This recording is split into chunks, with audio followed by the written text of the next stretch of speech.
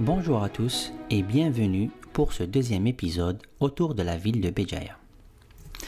Pour information, toutes les images dans cette vidéo se retrouvent aussi dans mon dernier livre, Béjaïa, Terre de Lumière. Aujourd'hui, nous allons parler de la plus importante montagne aux yeux des Bougiotes, la montagne Gouraya, appelée aussi Msiwen au Moyen-Âge. Il y avait même une porte du même nom, la porte Msiwen. Cette ouverture était très probablement située à côté de Sidi Bou Ali, sur la route des Aiguades et du Cap Carbon. Plusieurs indices la situent à cet emplacement. On peut en citer la carte de Béjaïa établie au XIXe siècle qui est disponible à la Bibliothèque nationale de France. Si on zoome dans cette région, on voit clairement le tracé de la muraille hammadite encore visible il y a 2 siècles. Et un peu plus haut, une porte nommée Porte Bou Ali.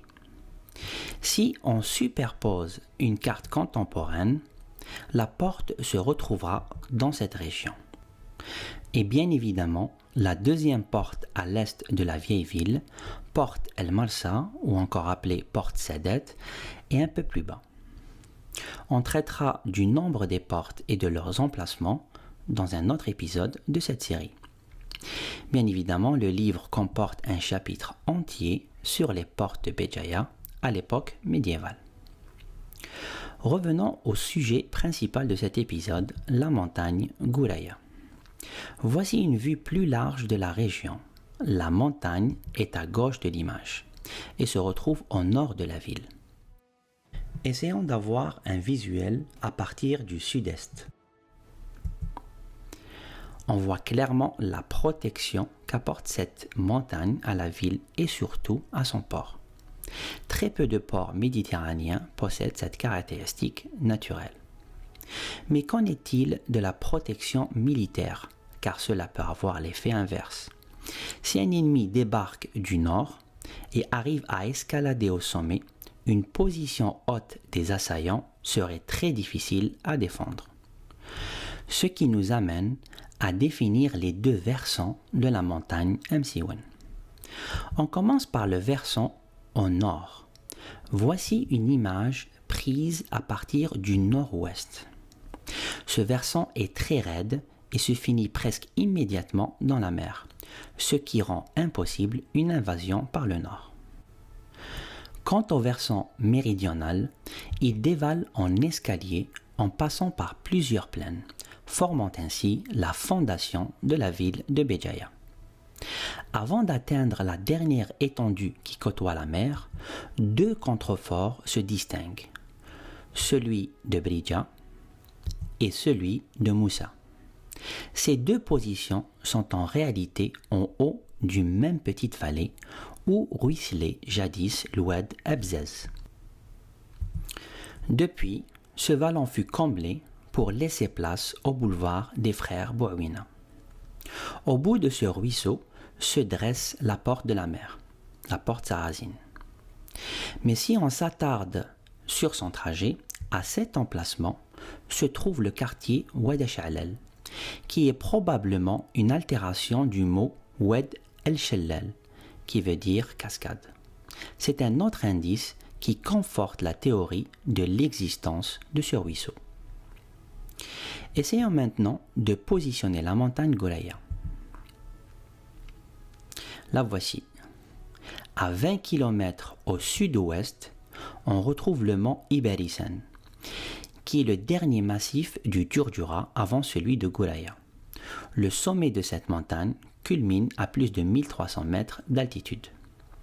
Évidemment, au pied de cette montagne, on retrouve la ville de Touja et sa source d'eau principale, Ain Sar.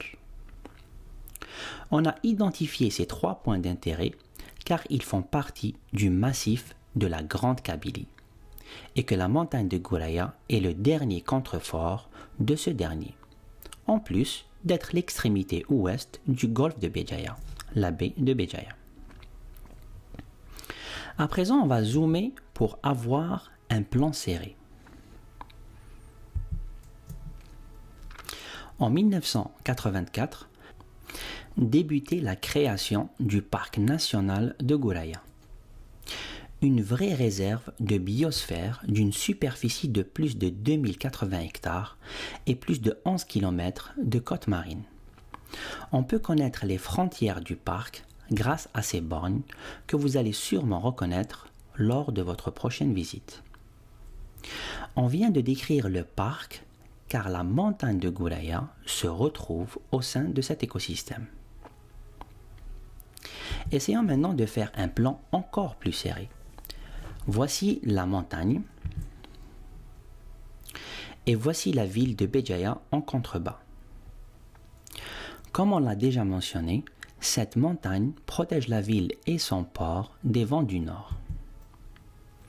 Prendre note que la ville médiévale, et même jusqu'au XIXe siècle, s'étendait sur une petite superficie, ici en bleu, en comparaison avec l'actuelle ville.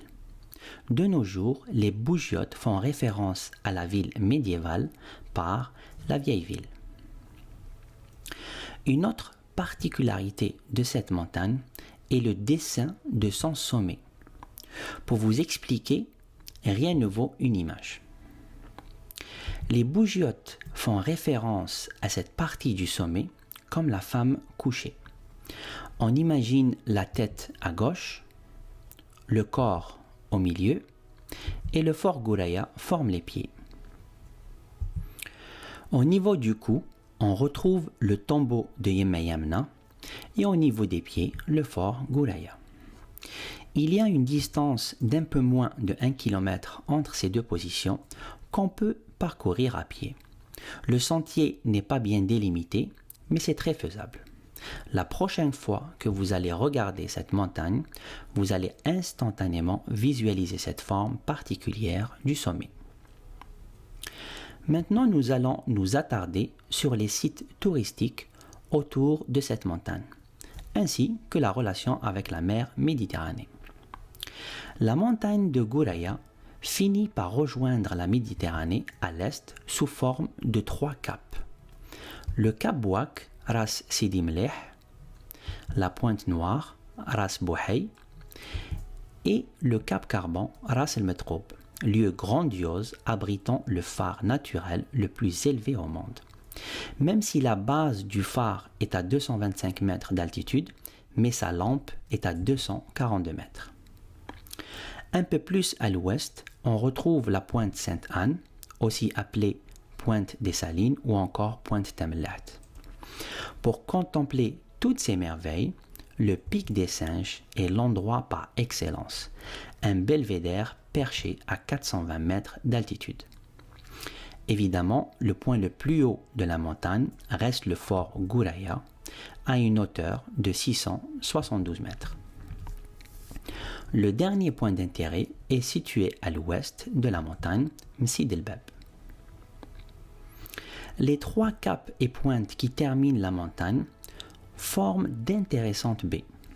La plus connue est évidemment la baie des Aiguades, l'ancien port phénicien. Il y a aussi la baie de Tamellat et au milieu une baie que je ne trouve pas un nom répertorié qu'on appellera la baie du Cap Carbon.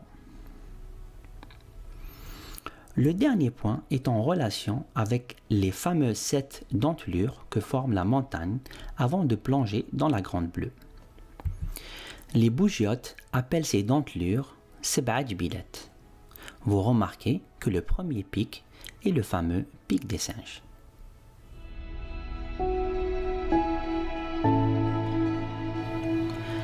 Bonjour à tous.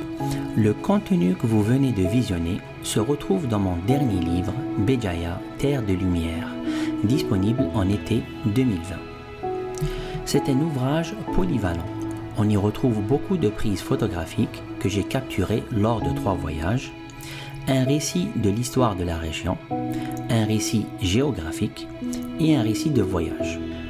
On y trouve aussi des cartes, arbres généalogiques et des lignes de temps afin d'agrémenter le texte. Si vous voulez aider le projet, vous pouvez vous abonner et surtout partager ces vidéos afin d'atteindre une nouvelle audience. Merci pour votre soutien. À À très bientôt les amis.